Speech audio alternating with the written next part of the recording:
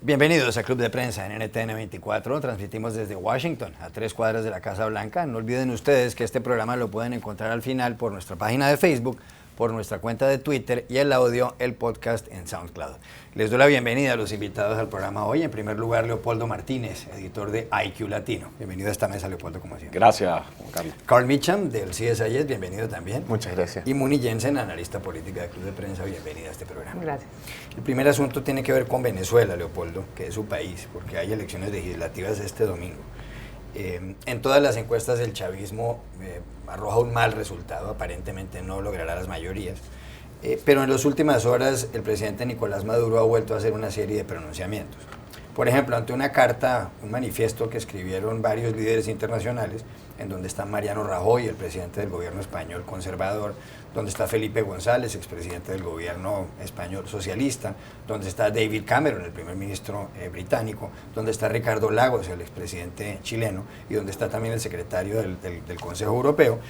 Ante esa carta donde ellos piden transparencia en las elecciones, ayer Nicolás Maduro dijo: Rajoy, no vas a ganar atacando a Venezuela. Se refiere el señor Maduro al hecho de que el 20 de diciembre hay elecciones generales en España y Mariano Rajoy es uno de los candidatos, por supuesto, a nombre del Partido Popular. Por otro lado, Nicolás Maduro dijo que hay que investigar a la empresa Heinz. La empresa Heinz es la que produce la famosa salsa de tomate, o lo que se llama en inglés ketchup, que entre otras cosas es una empresa propiedad de Teresa Heinz, que es la esposa de John Kerry, el secretario de Estado de los Estados Unidos. Se acusa a la empresa Heinz de acaparar algunos productos. Y finalmente se ha dirigido el presidente Nicolás Maduro a Lorenzo Mendoza, el empresario más importante de Venezuela, presidente del Grupo Polar, que no solamente fabrica cervezas, sino muchísimos alimentos, y le ha dicho: bandido, diablo, le ha dicho: vente para acá y dame la cara. ¿Tendrá un beneficio electoral para Maduro este tipo de pronunciamiento? Juan Carlos, Nicolás Maduro no se dio cuenta que sus excusas no fueron escuchadas, no fueron creídas por nadie a lo largo de estos meses. Ese guión, que es el guión que empleaba Chávez, el guión de la conflictividad buscando el enemigo externo, siempre los gobiernos de los países con líderes conservadores, y por el otro lado el enemigo interno, el empresariado, la Cuarta República y todo esto, no ha permitido conjurar la grave crisis económica que se vive en Venezuela, que además comienza ya no solo a disminuir la popularidad y la aceptación de Maduro, sino que por primera vez Maduro está jalando consigo a la marca Chávez. Chávez se mantuvo durante la caída de popularidad de Maduro siempre por encima del 60% como un buen recuerdo para los venezolanos. Hoy, no solo Maduro tocó un piso de 15-20% de aprobación, sino que se trajo consigo a Chávez hasta un nivel del 49%. O sea que ahí hay un problema serio donde el pueblo venezolano está comenzando a revalorar su posición frente a lo que pasa en Venezuela. Y yo te diría que Venezuela ya no es un país polarizado. Venezuela es un país donde el chavismo quiere cambio. No se sabe claramente cuál es el cambio que quiere el chavismo. No es necesariamente que ese voto castigo es un voto opositor, pero todo el mundo en Venezuela está alineado con una propuesta de cambio. Eso obviamente se va a traducir o va a tener un impacto en el resultado electoral del domingo. A Maduro le ha dicho a alguien que intente desesperadamente reeditar un episodio como fue el famoso Dacazo en las elecciones municipales del año 2013. La situación económica era muy difícil, era de reciente data esa crisis económica, el precio del petróleo no había caído todavía a los niveles en que se encuentra hoy, y Maduro, con ese episodio de las tiendas DACA donde se regalaron electrodomésticos y la gente entró, pues tuvo como un rebote, porque eso es como una especie de Black Friday, ¿no? Imagínate tú que un gobierno diga, bueno, Black Friday obligatorio, vayan y agarren unas neveras y unas lavadoras y unas televisores, y eso tuvo un rebote. Sí. No ha sido posible tampoco reeditar eso. Y luego con esto termino esta reflexión, que es la pluralidad de actores que están opinando sobre el tema venezolano en la esperanza de que el Poder Legislativo en Venezuela pueda adquirir autonomía a través de una mayoría parlamentaria opositora, que sería algo inédito en los últimos 16 años de historia de Venezuela, tener a la oposición o a una coalición opositora con la posibilidad de controlar uno de los poderes del Estado.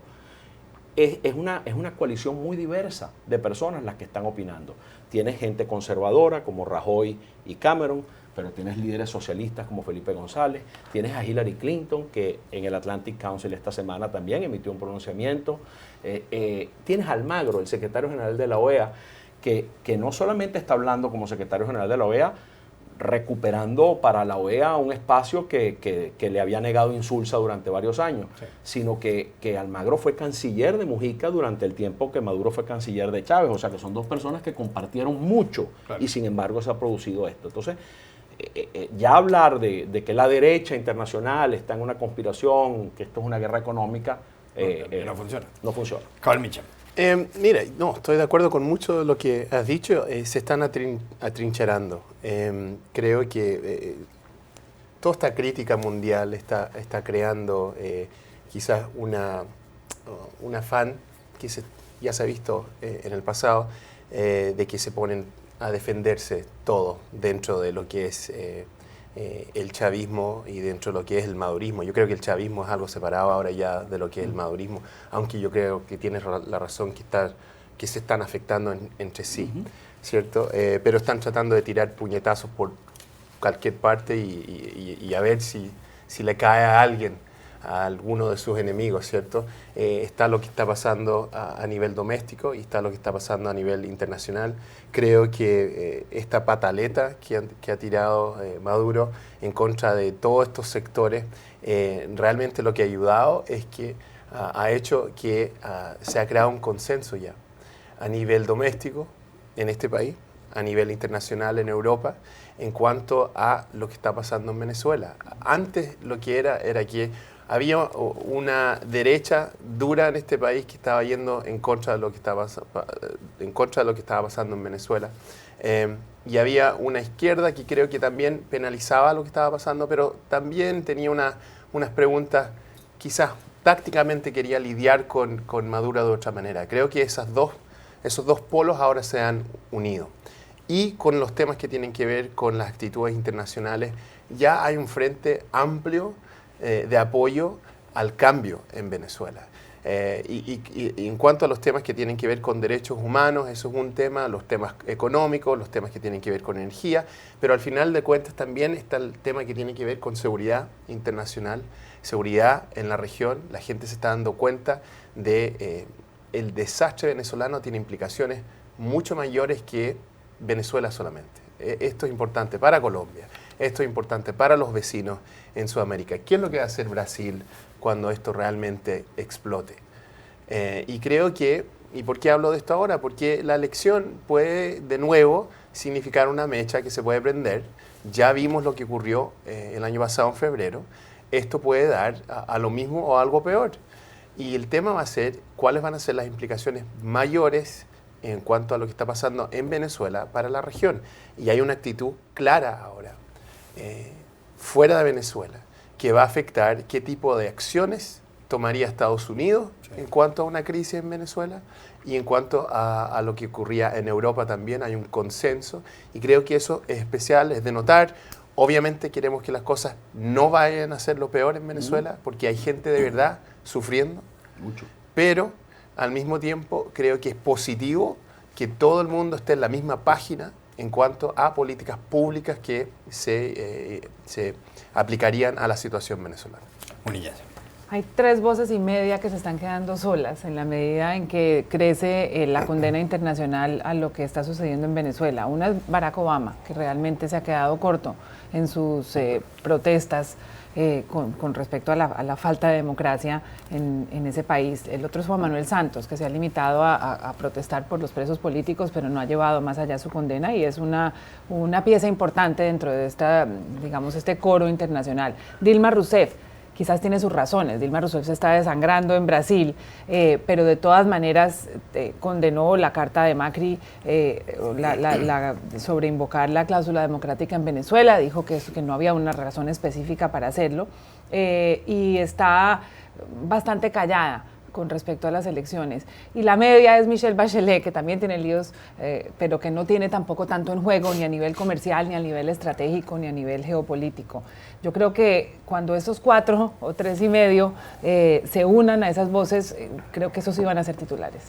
De todas maneras, Carl, Juan Manuel Santos y sí hizo un pronunciamiento en lo que tiene que ver con el asesinato de Luis Manuel Díaz, un opositor en un mitin, en una manifestación donde estaba Lilian Fue un Tintori. pronunciamiento fuerte. Y también podríamos decir que en el caso de Barack Obama hubo un pronunciamiento temprano este año cuando el decreto de las sanciones, que obviamente tuvo una combinación legislativa. Pero quisiera solo decirte una cosa final con respecto al caso de la Polar. Y esto es muy importante que se entienda. En Venezuela los productos que se consiguen en los anaqueles de los abastos son los alimentos que producen Empresas Polar. Todas las demás empresas que hoy en día sus productos no se consiguen en los anaqueles son empresas que el gobierno expropió. Es decir, Venezuela sabe que cuando el gobierno le pone la mano a una de estas empresas, el producto desaparece del mercado. Por eso es que Maduro no ha logrado repuntar en el ataque a Polar en sus encuestas. Mi pregunta va, y le damos paso a Muni enseguida, al hecho siguiente. Mauricio Macri fue elegido presidente de Argentina el pasado 22 de noviembre y toma posesión del cargo el 10 de diciembre. Y lo que ha hecho el señor Macri es que ha dicho, como decía Muni, va a invocar la cláusula democrática el próximo 21 de diciembre con sus socios de Mercosur. Dilma Rousseff es verdad que ha dicho que ella no está de acuerdo con suspender a Venezuela de Mercosur porque, según el señor Macri, pues no está cumpliendo con los estándares democráticos. Pero Dilma Rousseff le ha enviado una carta a Nicolás Maduro, no se conoce el contenido, algunos medios internacionales dicen que de todas maneras ella debe haberle manifestado la preocupación de lo que está pasando. ¿Será que entonces Dilma Rousseff con la elección de Macri va a empezar a virar, a cambiar su posición con respecto a Venezuela? Mira, la situación de Macri es muy interesante. Creo que le conviene mucho a Macri diferenciarse de la presidenta. Como dijiste tú, los temas con su desangramiento, con su falta de popularidad en Brasil, la economía brasileña también a pique, ¿no? Y Macri dando esta marca de una renovación, quizás de una manera de pensar, porque no creo que solamente es centro-derecha, sino que una manera de hablar de estos temas de una manera distinta, pragmática, y hay una voluntad de querer hablar sobre estos temas de otra manera. Y eso es lo que Macri representa, ¿cierto? Creo que esa diferenciación no es bueno para las relaciones exteriores entre los dos países. No estamos hablando aquí solamente de lo que está pasando con Venezuela, estamos hablando de lo que es el marco del Mercosur, estamos hablando de un marco de relaciones tradicionales que quizás va a cambiar ahora. Entonces, esa inestabilidad, cuando hablamos de relaciones exteriores, es algo que atemoriza a mucha gente, no sabe qué esperar. Pero al mismo tiempo se esperaba que algo distinto iba a ocurrir con Macri. La expectativa, eso sí, es muy alta, o él está creando una expectativa muy alta de que él va a poder hacer cambios que otros no pudieron hacer. Y eso va a ser difícil, especialmente con la situación que se le presenta dentro de su país. Entonces, lo que vemos ahora con lo que quiere hacer con Venezuela, Macri, la actuación o la respuesta de Dilma, es algo que yo estoy observando de una manera con mucho cuidado, porque si no le sale, esto no es bueno para su comienzo en cuanto a los temas de relaciones exteriores y fortalece el caso en contra, que sería el caso de Dilma. A Dilma le conviene mucho fortalecerse, porque ella tiene los problemas domésticos que tiene, ¿cierto? A él le conviene mucho también fortalecerse. Al mismo tiempo, si a él le va bien en esto, eso realmente puede dar o puede abrir otro tipo de voluntad de otros líderes en la región para hacer lo mismo. Hablaste tú sobre el liderazgo en Chile. Los chilenos han estado muy callados en cuanto al tema en Venezuela. Tampoco tienen tanto en juego. Exacto, pero si Macri empieza a hablar de estos temas, puede hacer que los chilenos quizás empiecen a tomar otra postura en cuanto a estos temas. Acuérdense también que vienen elecciones en lugares como Perú, Keiko Fujimori también va a empezar a jugar otro papel aquí, y eso quizás va a cambiar la órbita dentro de Sudamérica de cuáles son los temas que van a definir por dónde va a ir la situación en Venezuela. Bueno, Macri, que tiene una economía que no es propiamente Alemania, también tiene algunos líos a nivel de su propio país, pero está montado en un avión yéndose a visitar a Dilma Rousseff, quien ha cancelado todos los viajes, tenía viajes a Asia, Dilma, tenía justamente el viaje a la cumbre de Mercosur, y Macri en su primer viaje como presidente electo va a ir a visitarla. Yo creo que ahí va a haber una especie de viraje en el eje ideológico y comercial del Cono Sur, de alguna manera relacionado con Venezuela y con las elecciones que vienen. Lo que pasa es que, y refiriéndome de nuevo a la protesta internacional, todos los que pelean con Maduro se enfrentan a una especie de tigre enjaulado muy a la Trump, que ataca con muchísima virulencia y con nada que perder. Y yo sí dudo de por qué los presidentes Santos y Rousseff se han quedado callados. Quizás no quieren escuchar la respuesta de un Maduro muy enojado que pueda llegar a lograr algunos blancos. En 30 segundos, Leopoldo, ¿podrá cambiar Macri esta tendencia? Ciertamente en Venezuela hay una gran expectativa y un inmenso agradecimiento por la voz que Macri representa en la región. Y hay expectativas con respecto a esa dinámica. Quienes hemos estado promoviendo la recuperación de los espacios democráticos en el país, vemos eso como muy positivo. Sin embargo, entendemos que piano va lontano, ¿no? O sea, Macri tiene una economía en crisis y tiene una minoría en el Parlamento. Luego, en el escenario de Mercosur, Venezuela realmente es más que nada un actor político en Mercosur, no es un actor económico. La relación económica y comercial con Brasil es muy profunda. Y básicamente en la procuración pública, en los contratos del gobierno. Pero la economía venezolana intenta mirar comercialmente hacia el sur, pero realmente los dos grandes socios comerciales de Venezuela son Colombia y los Estados Unidos, y ahora China. Entonces, allí hay otros elementos en juego que hay que esperar que entren en la mesa. Lo cierto es que Venezuela aprecia lo que Macri está haciendo, pero entendemos los venezolanos de buena voluntad que habrá sus limitaciones en el escenario geoeconómico regional y también en el propio escenario político interno para lo que Macri pueda hacer en términos de corto plazo con relación al problema de Venezuela. Ya regresamos a Club de Prensa. Volvemos a Club de Prensa en NTN 24 desde Washington. Muni, hay elecciones presidenciales aquí en Estados Unidos en 11 meses, a comienzos de noviembre del año 2016. Dentro del bando del Partido Demócrata, todas las encuestas dicen que Hillary Clinton va a ser la candidata. Hoy acaba de conocerse un sondeo de la Universidad de Quinnipiac, que suelen ser sondeos bastante buenos, y Hillary Clinton tiene el 60% del respaldo. Bernie Sanders, senador por el estado de Vermont, tiene el 30%, o sea que lo duplica, y Martin O'Malley, que fue gobernador del estado de Maryland, tiene solamente el 2%. En el Partido Republicano, donde hay yo no sé cuántos candidatos, porque unas veces son 17, otras son 10 precandidatos, el señor Donald Trump se consolida en esta encuesta. Tiene ya el 27% del apoyo y está seguido por Marco Rubio, senador cubanoamericano de la Florida, con el 17%, y después con un 16% están empatados el neurocirujano Ben Carson y Ted Cruz, senador de Texas, y mucho más abajo con un 5% está Jeb Bush, exgobernador de la Florida, que parece que se quedó enterrado allá en el sótano. Por otro lado, el señor Ted Cruz ha dicho una cosa bastante curiosa en una encuesta, en una entrevista reciente, en las últimas horas, dijo que la mayor parte de los criminales violentos en Estados Unidos son demócratas. ¿Qué lectura le da usted a esta ventaja de Trump? Bueno, en lo personal pienso que esta campaña republicana no parece para la candidatura presidencial, sino para ver quién es el más racista, el más xenófobo, el más intolerante y el más vulgar. En ese sentido, pues obviamente va ganando Donald Trump, y es curioso que se haya sostenido cuando ha ofendido absolutamente a todo el mundo.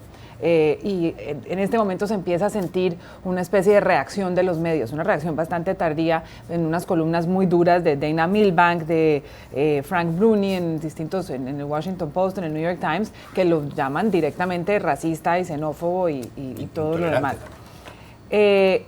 Con respecto a las encuestas, un poco de perspectiva. En esta misma época, en las elecciones anteriores, en el Partido Republicano estaba arrasando Newt Gingrich, que ahora pocos recuerdan, y en el Partido Demócrata, en el 2007, por esta época, 11 meses antes de las elecciones, Hillary Clinton le llevaba 30 puntos de ventaja a Barack Obama. Hace 8 años Mike Huckabee era casi el candidato republicano 11 meses antes de las elecciones, repito, y hoy es un señor que busca trabajo en televisión. Entonces, creo que las elecciones, las campañas cambian mucho y en los próximos meses, y sobre todo dada la sensible situación internacional, va a haber algunos más que caerán y subirán. Lo que sí me llama la atención realmente es la capacidad de aguante que tiene Donald Trump, que todos empezamos descartando cuando lo escuchamos en su lanzamiento de su candidatura, y ahora muchos están pensando va a ser el próximo candidato republicano. Leopoldo Martín.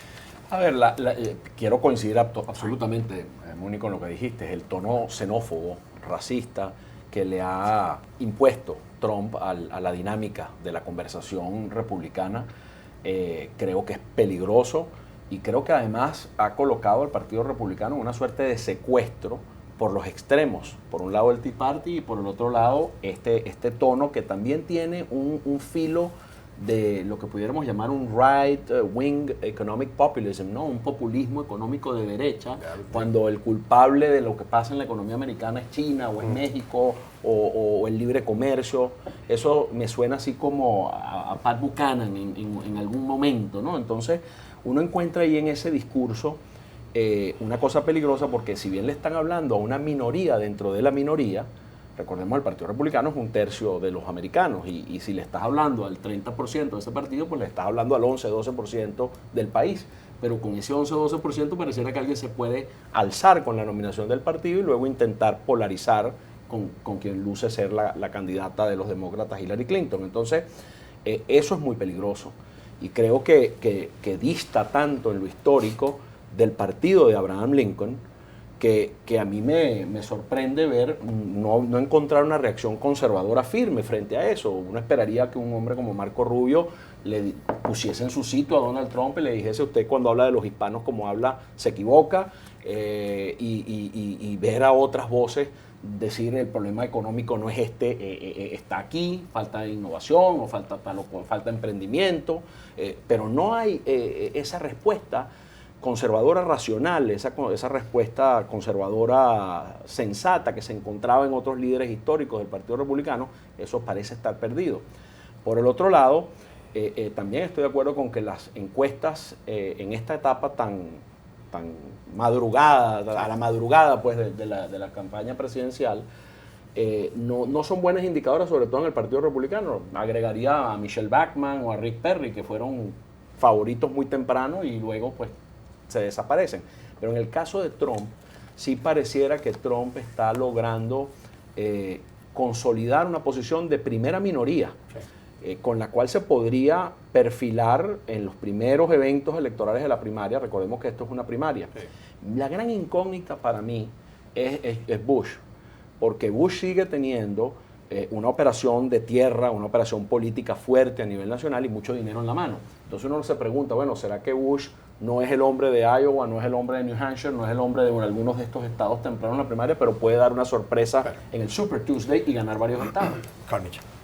Mira, sorprende menos ahora, yo creo, porque los cambios que están ocurriendo en el país son de verdad, y que se vieron durante los últimos 7 años del presidente Obama. Las actitudes sociales en este país están cambiando muchísimo, los cambios demográficos son de verdad.